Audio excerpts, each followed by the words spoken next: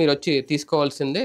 మళ్ళీ రేషన్ షాపులను మేము రీఓపెన్ జేస్తున్నాము. అక్కడికే తీసుకురావాలి. అది పెద్ద ఎదురు దెబ్బ అవ్వదా? అదంటే అది కూడా అలవాటయిపోయింది కదా! చూడాలది. అది వాస్తవంగా అయితే గనక పబ్లిక్కయితే అది బెనిఫిట్టు.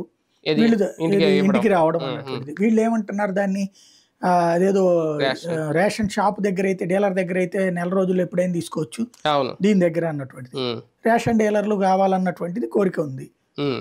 బేసిక్‌గా పబ్లిక్ అయితే ఇది బెనిఫిట్ అయింది. హ్మ్. ఇప్పుడు వాస్తవంగా ఇంతకుముందు రేషన్ డీలర్లు తింటారనే మాట బదులు ఇప్పుడు వీళ్ళు తింటున్నారన్నటువంటి ప్రచారం అవును. నడుస్తోంది. ఇది వెహికల్స్ వెహికల్స్ వాళ్ళది. హ్మ్. హ్మ్. కాబట్టి ఇక్కడ వీళ్ళకొచ్చే ఆదాయం పోతది. మళ్ళీ వాళ్ళ ఆదాయం వస్తుంది. హ్మ్. మంచిదే. డీలర్లకు కమిషన్ పెంచి హ్మ్. వాళ్ళకి కనుక ఇప్పుడు కమిషనే వాళ్ళకి పెద్ద సమస్య.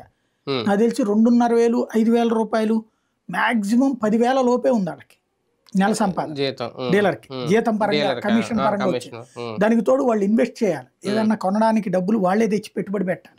హుహు. హ్మ్. అంటే ఇప్పుడు మన ఫుడ్ కార్పొరేషన్ అవి హ్మ్. దీని నుంచి తీసుకుంటారు కదా, సివిల్ సివిల్ సప్లై. సప్లైస్ నుంచి. తీసుకునేటప్పుడు ఆ డబ్బులు వాళ్ళే పెట్టుబడి పెట్టాలి ముందు. హ్మ్. ముందు డబ్బులు సరుకు ఇచ్చేసేసి డబ్బులు తీసుకోదు గవర్నమెంట్. హ్మ్. వాళ్ళు డబ్బులు కట్టాకనే సరుకు రిలీజ్ చేస్తారు. హ్మ్. అది తీసుకెళ్ళి ఇచ్చేటటువంటి సందర్భంలో ఖర్చు, ట్రాన్స్‌పోర్టేషన్ ఖర్చు అదంతా వాళ్ళకి భారమే అవుతున్నది. అవును. అయంతా కలిపిన వాళ్ళకొస్తున్నది కేజీ బియ్యానికి రూపాయే వాళ్ళకి హ్మ్. కమిషన్. హ్మ్. ఆ కమిషన్ పెంచి వాళ్ళ చేతనే అందజేస్తే బానే ఉంటది. హ్మ్. లేదు